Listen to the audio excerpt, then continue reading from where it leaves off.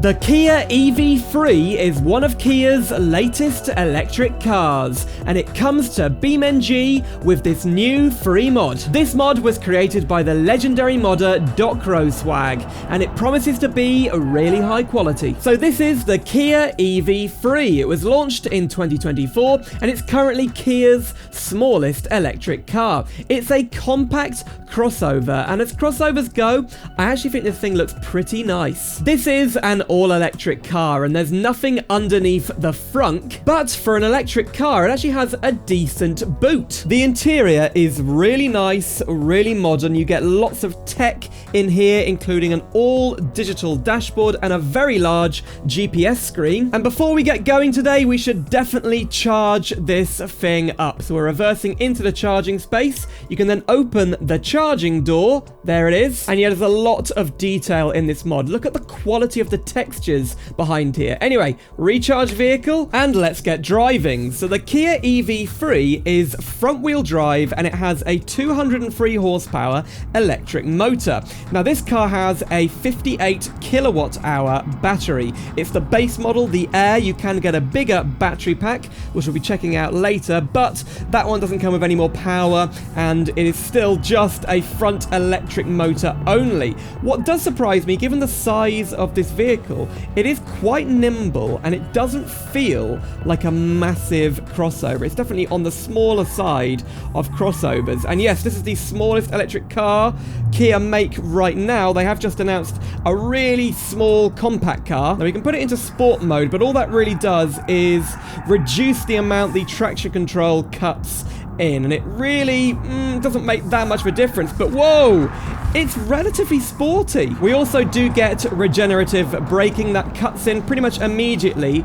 You can't change the amount of regeneration with this BeamNG mod, but it does allow you to avoid using the brakes. I mean, it cuts in pretty much instantly. Look at that, I'm not touching the brakes. We are slowing down so much. Okay, what about a crash test at 60 miles per hour? Slow motion, nearly hit that bar stow. Whoa, okay.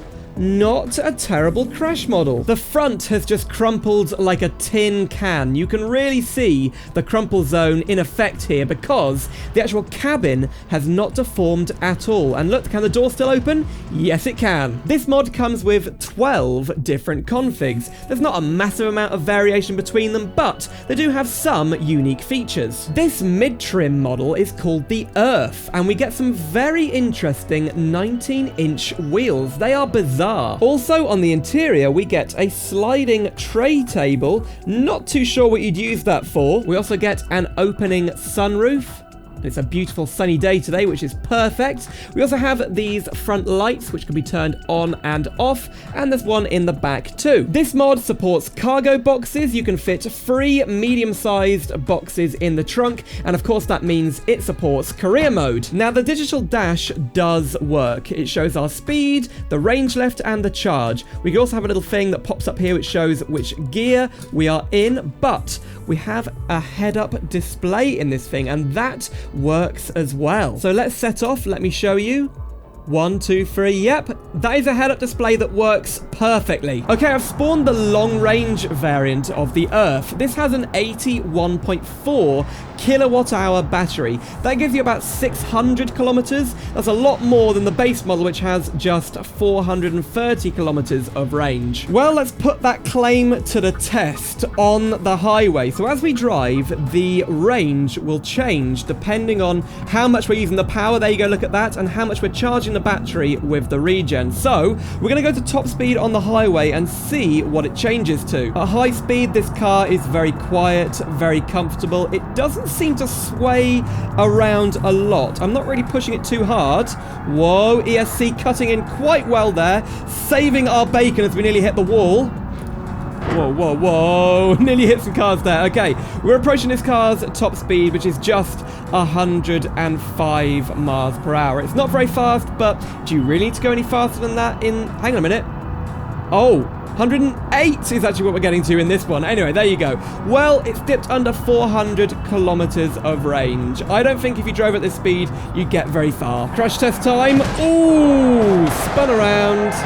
Yep. wheels come off, and the trunk has opened. You also get some ambient lighting, which lights up all around the trim and also in the door pockets. And everywhere you look in the cabin, it just has so much detail, like the airbag sticker there, and there's also a wireless charging thing down here. There's so much detail. Being a car from South Korea, you get 5 taxi configs, which are, I guess, taxis from Seoul. Now, we have an Uber taxi, this one called Kakao, I think. This one is called Sekuti. SoCar, this is a car-sharing platform car, and also a private hire taxi. If you turn the lights on, you can actually illuminate the taxi light, which is really nice. I really love the way the GPS looks. Look at it. It's so clear and crisp, and it's huge. The city map looks great on there. And as we head into the city, let's see what it's like in an urban environment. 7.5 seconds to 0 to 60 does make this car quite a bit slower than a lot of the other electric crossover SUVs you can buy. However, whoa, oh, the brakes feel a little bit spongy. I want to do a brake test. I think I do like that the interior has a lot of physical buttons instead of just all digital displays. And actually, the European Union recently announced, or Euro NCAP recently announced, that they will force manufacturers to put back buttons in cars to get the full 5-star rating for safety. Now, if I brake... oh, it seems to be quite squirrely under braking. The ABS kind of locks up a bit more than I would expect. With all those batteries, this car does weigh nearly 1.9 tons. That is pretty heavy for the size of car. However, what's the turning circle like? Here we go. Turn.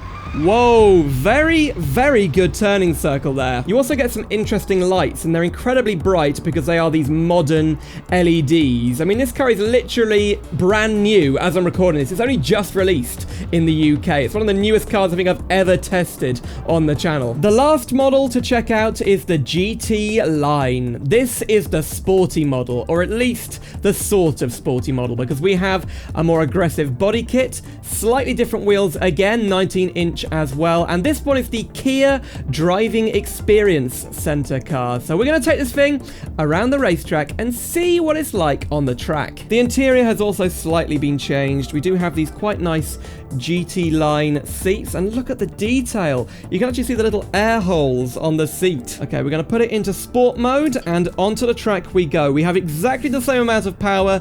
GT line is a bit like AMG line with Mercedes. All they do is change the way it looks and put a badge on the back. There's no performance increases here at all. Well, into the first corner.